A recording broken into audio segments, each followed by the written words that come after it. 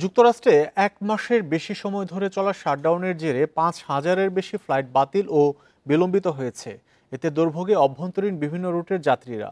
৩ ধাপের ফ্লাইট বাতিলের হার ১০% পর্যন্ত বাড়ার আভাস দিচ্ছে ফেডারেল এভিয়েশন অ্যাডমিনিস্ট্রেশন।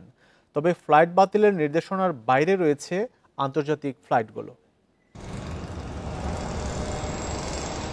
দীর্ঘ শাটডাউনের কবলে বিপর্যয় দেখা দিয়েছে যুক্তরাষ্ট্রের বিমান চলাচলে। সরকারি কর্মী সংকটে বাতিল ও বিলম্বিত হয়েছে কয়েক হাজার ফ্লাইট। দেশটির অন্তত ৪০টি বিমানবন্দরে ফ্লাইট চলাচল কমানোয় এই বিপর্যয় দেখা দেয়।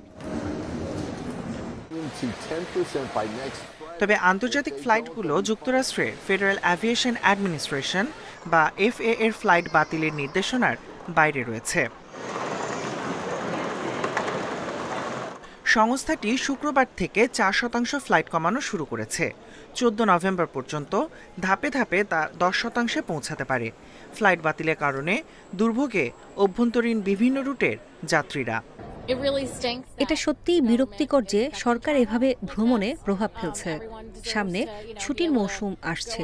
যদি এই অবস্থা চলতেই থাকে তাহলে এটা এক বড় সমস্যায় পরিণত হবে। পরিস্থিতি আরো খারাপের দিকে যাচ্ছে। যেহেতু এয়ার ট্রাফিক কন্ট্রোলাররা ছুটি নিতে শুরু করেছে, সম্ভবত তারা বেতনও পাচ্ছে না। তাই এটা গোটা ভ্রমণ ব্যবস্থায় প্রভাব ফেলছে। কয়েক লাখ ফেডারেল কর্মীর মধ্যে বিমান নিয়ন্ত্রণকারী থেকে শুরু করে পার্ক রেঞ্জার পর্যন্ত রয়েছেন। বেতন না পাওয়ায় এয়ার ট্রাফিক কন্ট্রোলারদের অনেকেই কাজে আসছেন না। কেউ কেউ বিকল্প কাজ বেছে নিচ্ছেন। ফ্লাইট বাতিলের হার বাড়ানোয় প্রতিদিন ৪,০০০ ফ্লাইট বিঘ্নিত হতে পারে বলে সতর্ক করেছে কর্তৃপক্ষ। বিশেষজ্ঞরা বলছেন, প্রাথমিক ধাক্কা সামলানো গেলেও নভেম্বরের মাঝামাঝি পর্যন্ত অচলাবস্থা অব্যাহত থাকলে তা যুক্তরাষ্ট্রের অভ্যন্তরীণ আকাশপথে আরও বড় ধরনের বিপর্যয় নেমে আসবে। Tahmid Abrar, independent news.